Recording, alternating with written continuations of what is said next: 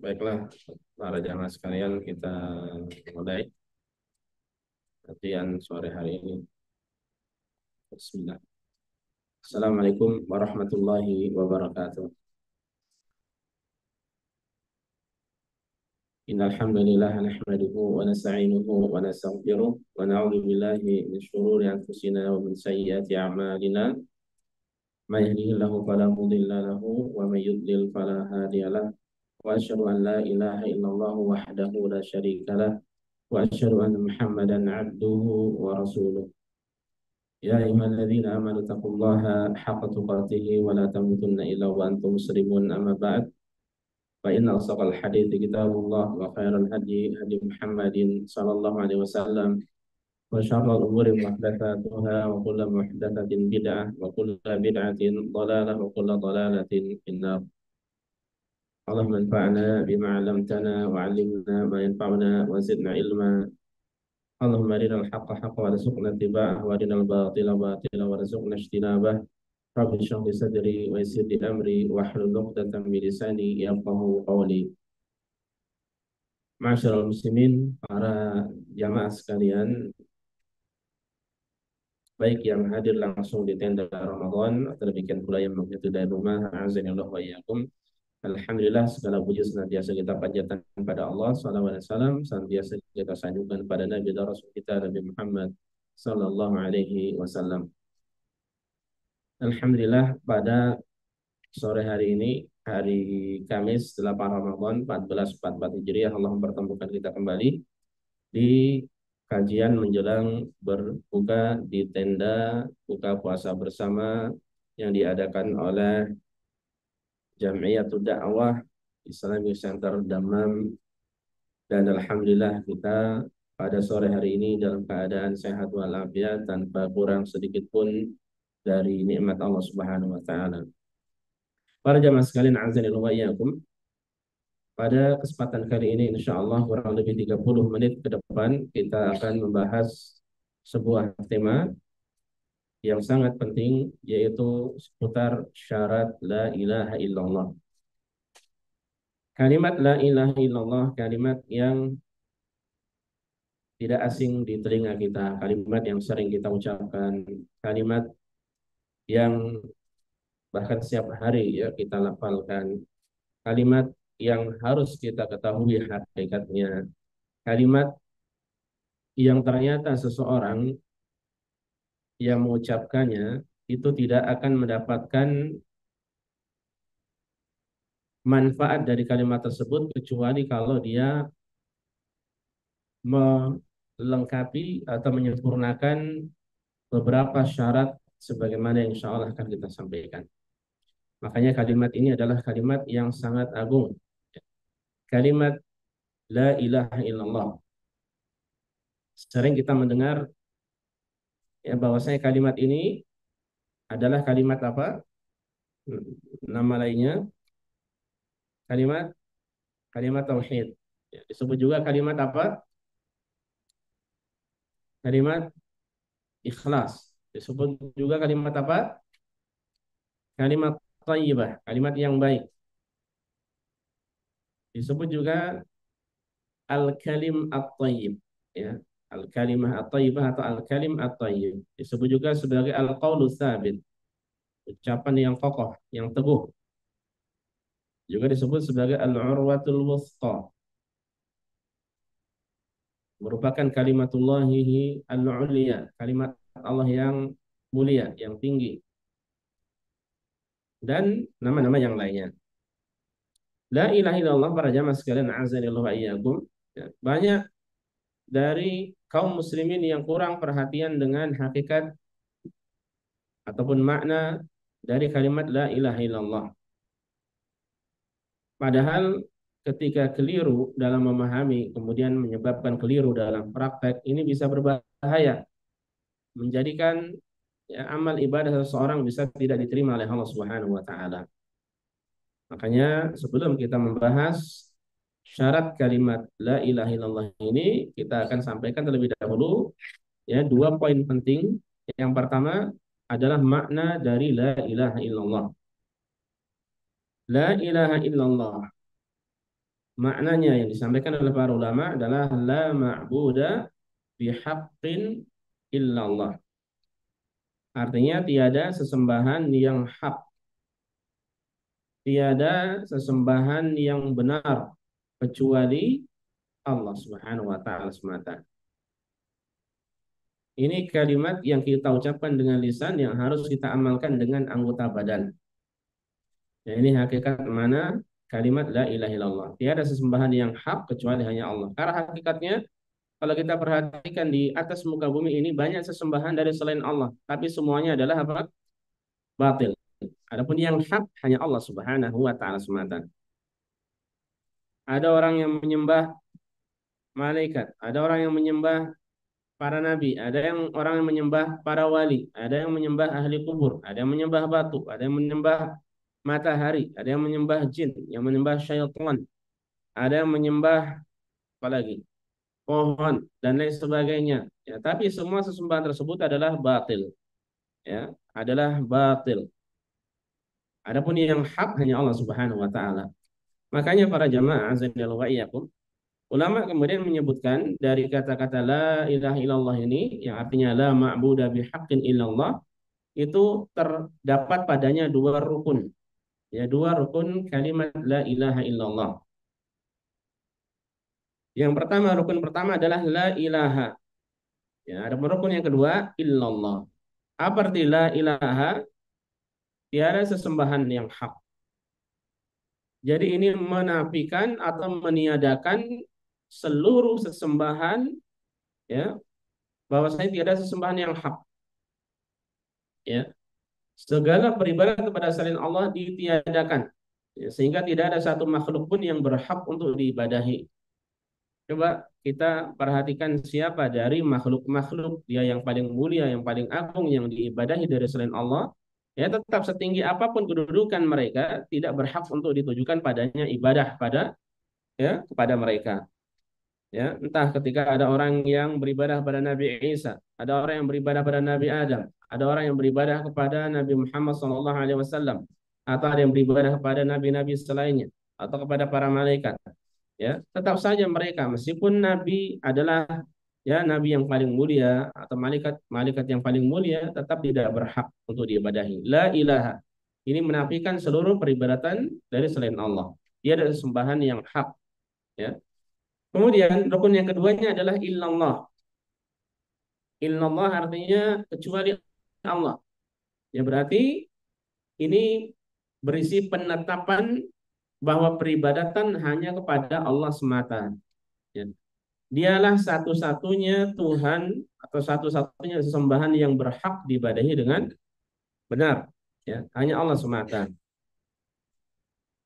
Dan ini perkara yang sangat-sangat mendasar, perkara yang sangat-sangat pokok. Ya. Keliru dalam masalah ini sekali lagi, ya bisa jadi amal ibadah seseorang tidak diterima oleh Allah Subhanahu Wa Taala. Kemudian para jamaah sekalian azanillahu wa iyyakum, semoga senantiasa dimuliakan dan dirahmati oleh Allah Subhanahu Wa Taala. Makanya ya, seseorang yang kemudian dia benar-benar mewujudkan makna atau hakikat dari la ilaha illallah, maka dialah yang benar ya, dalam peribadatannya. Dialah yang tepat dalam peribadatannya. Di mana dia menunjukkan ibadah hanya pada Allah Subhanahu wa taala semata. Kalau orang ateis, apa yang diyakini oleh mereka? Tiada Tuhan. Ini dia baru mewujudkan separuh ya. Jadi baru separuh, dia udah dekat dengan tinggal illallah saja. Jadi dia meyakini tiada Tuhan sama sekali di alam semesta ini. Ya. Ini sudah dekat sebenarnya ya.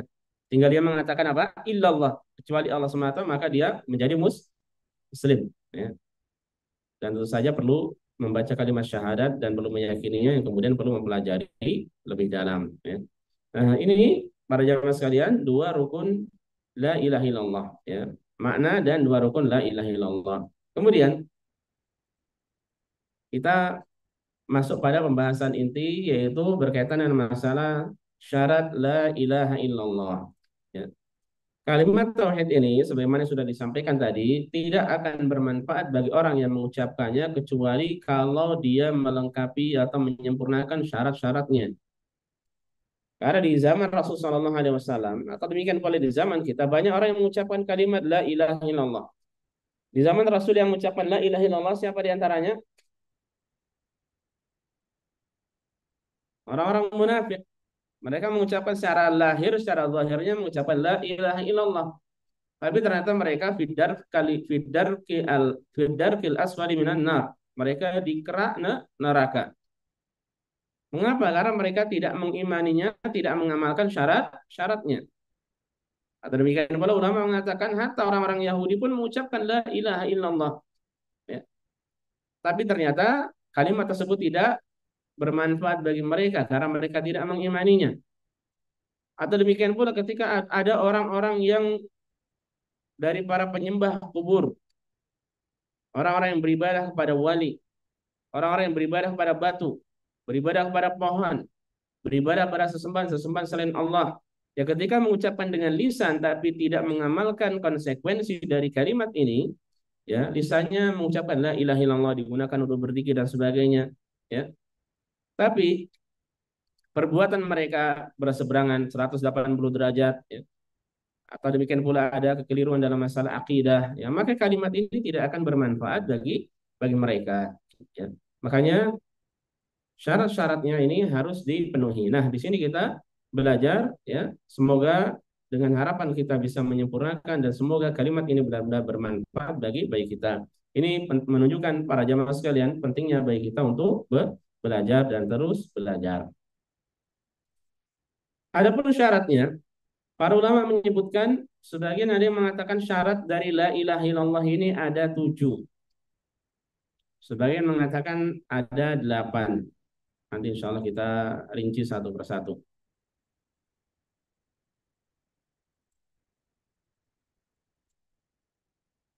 Mereka yang mengatakan 8 nanti ada tambahan 1 poin ya.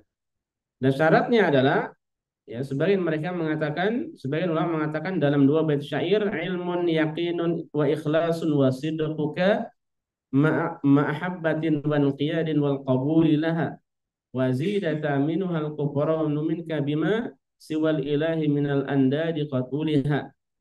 Nah, apa ini maksudnya? Yang pertama kita masuk saja kepada syarahnya. Yang pertama adalah ilmu, ya. Mengilmui makna la ilaha illallah. Jadi harus tahu maknanya, harus tahu hakikatnya. Lawan dari mengilmui apa? Tidak mengilmui, bodoh, ya. Jahil terhadapnya. Apa tadi maknanya? La ma'buda bihaqqin illallah. Tidak ada sesembahan yang hak kecuali hanya Allah Subhanahu wa taala. Jadi seluruh ibadah kepada selain Allah itu adalah batil, ya. Rasul Shallallahu Alaihi Wasallam mengatakan, ya, dalil akan poin yang pertama ini, man mata wa huwa ya'lamu annahu la ilaha illallah dakhala al-jannah. Siapa yang meninggal dunia dan dia mengetahui, dia mengilmui bahwasanya tiada sesembahan yang hak kecuali Allah semata, niscaya dia akan masuk surga. Nah, di sini dikatakan kata Rasulullah wa huwa ya'lam, sementara dia mengetahui, dalam keadaan tahu, dia meninggal dunia dan tahu makna hakikat kalimat la ilaha illallah ini, ya. Dan ini kewajiban ya seorang hamba terhadap Rabb-nya. Dan Allah mengatakan di dalam surat Muhammad fa'lam annahu la ilaha illallah, ya. Ketahuilah, fa'lam itu artinya apa? Ketahuilah, artinya apa? Ilmuilah annahu bahwasanya la ilaha illallah. Tiada sesembahan yang hak kecuali hanya Allah, ya. Nah, ini berarti kita harus mengilmui maknanya ya dengan benar. Ini syarat yang pertama. Syarat yang kedua. Syarat yang kedua adalah yakin. Kalau tadi ilmu lawannya adalah kejahilan, ya, kebodohan. Adapun yakin lawannya apa? Atau kebalikannya keraguan atau ragu-ragu. Maksudnya bagaimana? seseorang ketika mengucapkan kalimat ini dia harus benar yakin 100% bahwa Allah adalah sesembahan yang hak. Tidak boleh ragu-ragu. Ya. Tidak boleh ragu-ragu. Akidah itu perkara akidah itu adalah apa? Suatu yang diyakini dengan kokoh dengan kuat. Itu akidah, itu keyakinan. Ya. Makanya siapa yang meragukan Allah itu ada atau tidak, ya, ini berarti ada kekeliruan, ya, dalam akidahnya. Bahkan bisa mengeluarkan dirinya dari Islam. Ya, makanya tidak bermanfaat seseorang yang ragu-ragu akan wujud Allah. Ya, tidak bermanfaat ya orang yang ragu-ragu ya apakah Allah itu sesembahan yang hak atau tidak. Ini harus yakin bahwasanya hanya Allah sesembahan yang hak. Ini yang kedua. Ya, Allah Subhanahu wa taala mengatakan dalam surat Al-Hujurat ayat ke-15, ya. Innamal mu'minuna alladzina amanu billahi wa rasulihi tsumma lam yartabu. Orang-orang yang beriman itu adalah orang yang benar-benar beriman pada Allah dan Rasulnya, tsumma lam yartabu, kemudian mereka tidak ragu-ragu. Ya, kemudian mereka tidak ragu-ragu. Rasul SAW mengatakan, asyhadu an la ilaha illallah wa anni rasulullah, la yalqallahu bihima abdun ghairu syakin bihima illa dakhala jannah. Aku bersaksi, kata Rasulullah, bahwasanya tiada sembahan yang hak kecuali Allah semata. Dan bahwasanya aku adalah utusan Allah. Tidaklah ada seorang hamba yang berjumpa dengan Allah dengan membawa kedua kalimat ini tadi, ya, kalimat syahadatain.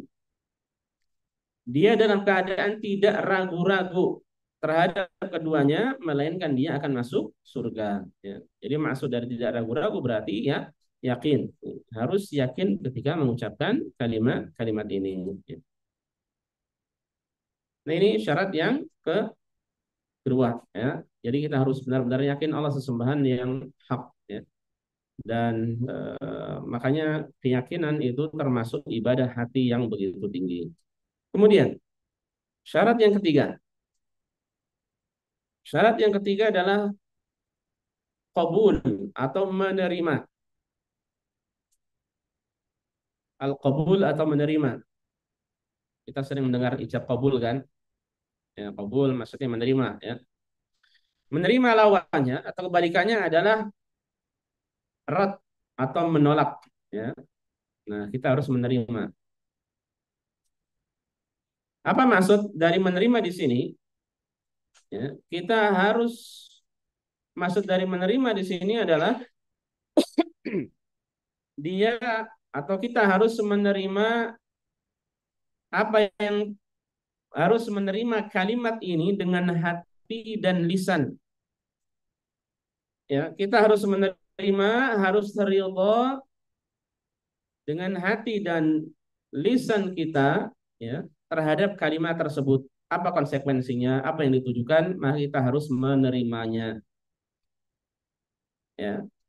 Jadi tidak boleh congkak, tidak boleh angkuh, tidak boleh menolak kalimat ini, tidak boleh menolak konsekuensinya. Ya, makanya kalau seandainya tidak menolak, ya, seandainya menolak, ya, maka ini bisa menggugurkan kalimat ini. Ya, makanya orang-orang kufar, ya, Allah mengatakan innahum kanu idza qila lahum la ilaha illallah yastakbirun. Mereka dahulu ketika disampaikan la ilaha illallah, tiada sesembahan yang hak kecuali hanya Allah semata, yastakbirun, mereka congkak, mereka sombong, mereka angkuh. Nah, ini tidak menjadikan mereka beriman, ya, karena sikap tersebut. Jadi kita harus menerima sekali lagi kalimat apa? La ilaha illallah. Menerima konsekuensi dari kalimat la ilaha illallah. Menerima dengan hati, dengan lisan. Kemudian yang keempat. Yang keempat, syarat yang keempat adalah al-inqiyad, bahasa Arabnya. Al-inqiyad itu adalah taat dan patuh, ya, atau tunduk dan patuh, atau patuh dan tunduk. Apa lawan dari tunduk dan patuh? Lawannya adalah at-tarku atau meninggalkan, itu tidak tunduk, tidak patuh. Apa maksudnya? kita harus tunduk dan patuh dengan kalimat la ilaha illallah. Ya, kita harus tunduk dan patuh terhadap kandungan la ilaha illallah. Ya, berarti seorang beribadah hanya kepada Allah semata. Ya. Seorang mengamalkan syariat Allah Subhanahu wa taala. Ya, dia mengimani bahwasanya kalimat ini adalah kalimat yang hak, ya, kalimat yang hak. Jadi diamalkan dengan anggota badan. Ya, jadi tunduk dan patuh di sini maksudnya dia amalkan dengan anggota badan. Ada tuntunan-tuntunannya, ya. Apa saja dari tuntunan-tuntunannya diamalkan. Makanya ini yang membedakan antara al-qabul sebelumnya. Poin yang ketiga tadi apa?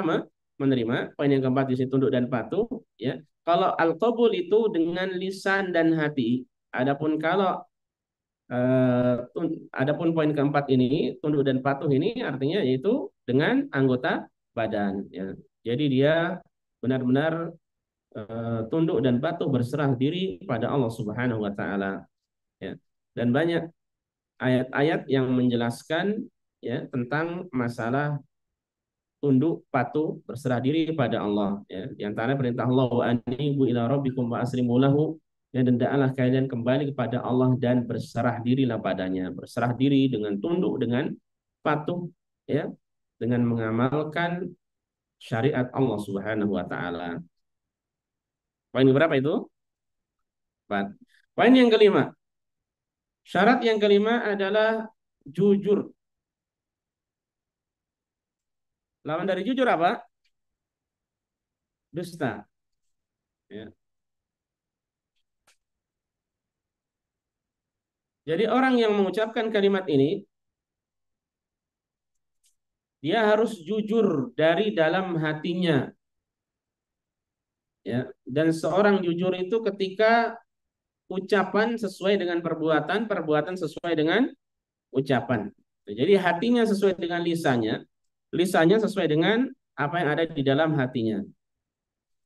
Ya, jadi tidak hanya di lisan saja, tapi lisan dan hati harus jujur.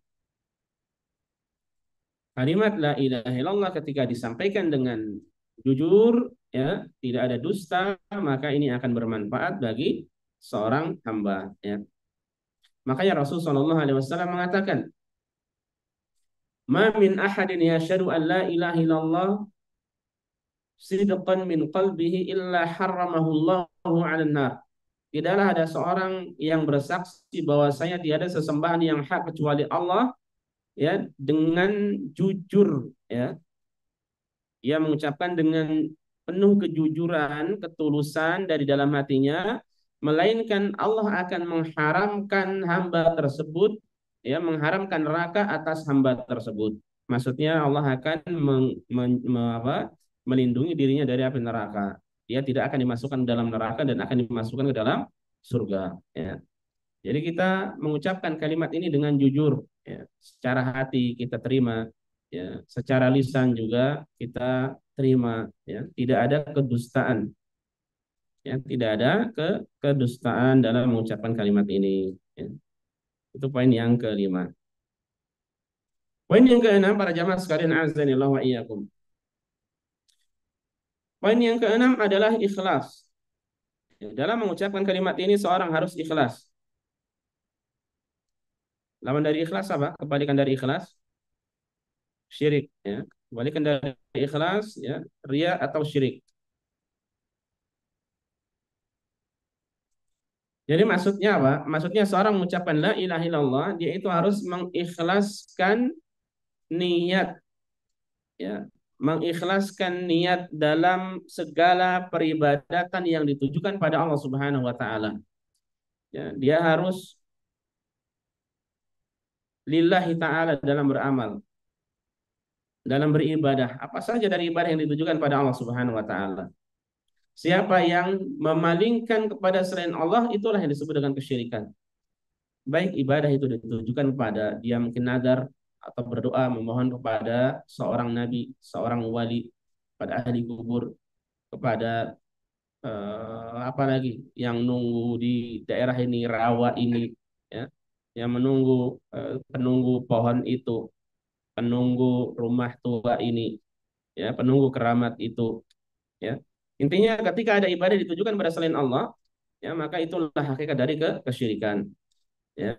Dan ini berarti bertentangan. Makanya kalimat la ilaha illallah ini akan bermanfaat ketika seorang, ya, dia beribadah dengan ikhlas. Dan orang yang ikhlas ini adalah orang yang paling berbahagia dengan syafaat dari Nabi Muhammad SAW. Rasulullah mengatakan asadun nas bi syafaati yaumal qiyamati man qala la ilaha illallah khalisan min qalbihi aw nafsi. Orang yang paling berbahagia dengan syafaatku pada hari kiamat adalah orang yang mengucapkan la ilaha illallah. Tiada sesembahan yang hak kecuali Allah, khalisan, murni, ya, dengan tulus, dengan ikhlas dari dalam hatinya atau dari dalam jiwanya, ya. Makanya dibutuhkan keikhlasan ketika mengucapkan la ilaha illallah, ya. Dia harus menjauhi, konsekuensinya harus menjauhi berbagai macam kesyirikan pada selain Allah Subhanahu wa taala, ya. Poin berapa tadi? Nah, ya. Kita masuk poin yang ketujuh. Yang sebagian ulama ada yang menyebutkan hanya 7 poin ini saja. 7 adalah al-mahabbah. Apa itu mahabbah? Cinta, ya. Lawan dari cinta apa? Benci, ya. Tidak boleh orang mengucapkan kalimat ini dengan kebencian. Dia harus mengucapkan kalimat ini dengan penuh kecintaan. Jadi maksudnya bagaimana syarat la ilaha illallah dia harus cinta? Maksudnya dia harus mengucapkan, dia harus mencintai Allah, ya. Dia harus mencintai kalimat ini, ya. Dia harus mencintai, ya, konsekuensi dari kalimat ini, ya. Apa saja yang ditunjukkan dari kalimat ini, ya, dia cintai. Dia mencintai Allah, mencintai Rasulnya, mencintai kalimat tauhid, ya, mencintai amal soleh, mencintai kaum mukminin, ya, orang-orang yang beriman, ya. Nah, ini harus mengucapkan dengan cinta, tidak boleh mengucapkan kalimat la ilaha illallah tapi benci, ya. Ini tidak diperbolehkan. Makanya Rasulullah SAW mengatakan, man ahabba lillah, siapa yang cinta karena Allah, wa abghadha lillah, yang benci karena Allah, wa ata lillah, dia memberi karena Allah, wa mana'a lillah, dia tidak memberi juga karena Allah, faqad istakmalal iman, maka sungguh keimanannya telah sempurna, ya. Jadi segala sesuatunya lillahi ta'ala, diantara juga mahabbah, ya, cinta kepada Allah Subhanahu wa ta'ala, ya. Dia cinta kepada Allah Subhanahu wa ta'ala, mencintai kalimat ini, ya. Tidak boleh sekali lagi orang membenci kalimat ini, ya. Kalimat yang luar biasa, kalimat yang memiliki banyak keutamaan, banyak keistimewaan, banyak kebaikan. Baik, itu yang ke-7, ya. Poin yang terakhir, yang ke-8, sebagian mencukupkan ada 7, ya. Sebagian mencukupkan 7, tapi sebagian ulama ada yang menambah 1 poin lagi. Syaratnya adalah harus kufur terhadap sesembahan, ya, selain Allah. Kufur terhadap segala sesembahan dari selain Allah. Apa? Kufur terhadap segala sesembahan dari selain Allah Subhanahu wa taala. Ya, maksudnya dia berlepas diri dari sesembahan pada selain Allah. Berlepas diri dari kesyirikan yang dilakukan oleh orang-orang yang beribadah pada selain Allah. Ya, dia harus meyakini bahwasanya kesyirikan itu adalah kebatilan. Bahwasanya peribadatan pada selain Allah itu adalah kekeliruan, kesalahan. Ya, dan ibadahnya hanya ditujukan pada Allah Subhanahu wa taala. Sering kita sering kita membaca ayat, ya, di dalam Al-Qur'anul Karim di surat Al-Baqarah, ya, Allah Subhanahu wa taala mengatakan, "Faman yakfur bit taghut wa yu'min billah faqad istamsaka bil urwatil wuthqa la fisama laha wallahu samiun alim." Siapa yang kufur terhadap taghut, ya, taghut itu segala atau seluruh atau semua peribadatan pada selain Allah. Ya, siapa yang kufur, dia beribadat kepada selain Allah, dia kufur, dia ingkari. Ya, kemudian wa yu'min billah, dan dia beriman pada Allah. Ya, maka sungguh dia telah berpegang teguh dengan al-urwah al-wuthqa, dengan tali buhul yang amat kokoh, la fisama laha, yang tidak akan terlepas. Nah, sebagian ulama menjelaskan al-urwah al-wuthqa inilah kalimat la ilaha illallah. Wallahu samiun alim. Allah Maha mendengar, Maha mengetahui. Ya. Nah, ini para jamaah sekalian, azanillahu wa iyyakum, yang semoga senantiasa dimuliakan dan dirahmati oleh Allah Subhanahu wa taala, ini harus ada dalam diri seorang muslim. Ya, tidak boleh dia ridha dengan peribadatan pada selain Allah. Ya, makanya kita hidup di Indonesia atau di negara-negara yang ada peribadatan selain Allah, ya kita tidak boleh ridha dengan hal tersebut. Minimal kita ingkari dengan hati bahwasanya peribadatan pada selain Allah itu semuanya adalah batil. Yang hak itu hanya ditujukan pada Allah Subhanahu wa taala. Ini kewajiban kita, ya. Makanya termasuk kekeliruan ikhwas sekalian ketika sebagian dari kaum muslimin menjadikan peribadatan pada selain Allah itu sebagai hiburan. Atau demikian pula sengaja datang ke tempat-tempat peribadatan pada selain Allah, ya. Ke tempat-tempat tertentu ini mengkhawatirkan nanti dia akan takjub dengan tempat-tempat tersebut, akan takjub dengan peribadatan mereka, ya. Dan ini tidak diperbolehkan. Kita punya Tuhan yang maha segala-galanya. Sementara Tuhan-Tuhan yang diibadahi oleh mereka orang-orang kafir itu semuanya adalah batil, ya. Tidak boleh kita ridha. Rasul Shallallahu Alaihi Wasallam mengatakan, "Man qala la ilaha illallah wa kafara bima yu'badu min dunillah haruma maluhu wa damuhu wa hisabuhu 'ala Allah." Siapa yang mengucapkan la ilaha illallah, ya, dia mengucapkan kemudian kufur terhadap segala sesuatu yang diibadahi dari selain Allah, maka hartanya haram, darahnya haram. Adapun perhitungannya diserahkan pada Allah Subhanahu wa taala. Ya, berarti dia adalah seorang, ketika orang haram darah dan hartanya, berarti dia adalah seorang mukmin, ya, seorang mukmin. Ya, dan mukmin yang satu dengan mukmin yang lainnya, ya, hartanya haram, darahnya haram. Ya, adapun orang kafir secara asalnya itu mereka adalah halal, darahnya haram, hartanya. Namun tentu saja kita tidak bermudah-mudahan dalam mengambil dengan cara batil harta-harta tersebut, ya, ataupun dengan mudah mengguyurkan darah mereka. Ada aturannya, ada ilmunya, ada tata caranya, ataupun ada prinsip ataupun konsep tersendiri, ya. Tidak mudah kemudian membabi buta yang kemudian dengan dalih bahwasanya Islam menghalalkan darah orang-orang kufar, seorang membunuh orang-orang kafir dengan serampangan, ya, ini tidak diperbolehkan di dalam Islam. Ya. Pada kafir yang boleh dibunuh itu kafir apa, ikhlas sekalian? Kafir harbi, kafir di medan perang. Adapun kafir yang zimmi ataupun orang yang mendapatkan pelindungan di tengah negara Islam, ya tidak boleh dibunuh. Ya. Kemudian kafir yang mu'ahad, yang ada perjanjian dengan kaum muslimin, ya maka tidak boleh dibunuh. Kafir yang musta'man, yang mendapatkan keamanan, ya seperti delegasi-delegasi, ya duta besar, maka tidak boleh juga dibunuh. Nah, ini makanya ada ilmunya tersendiri untuk mempraktekkan masalah ini. Nah, ini para jamaah sekalian, azanillahu wa iyyakum, ada 7 atau 8 dari kalimat dari syarat dari kalimat la ilaha illallah yang harus kita amalkan, kita sempurnakan. Kita ulangi secara singkat. Yang pertama apa tadi? Ilmu. Lawan ilmu apa? Bodoh. Yang kedua, yakin. Lawan yakin, ragu-ragu, keraguan-raguan. Yang ketiga, al-qabul atau menerima. Lawannya, menolak. Yang keempat, patuh atau tunduk atau patuh. Lawannya, ya tidak patuh, meninggalkan atau tidak patuh, tidak tunduk. Yang kelima, jujur. Lawannya, dusta. Yang keenam, ikhlas. Lawannya, syirik. Ya, syirik.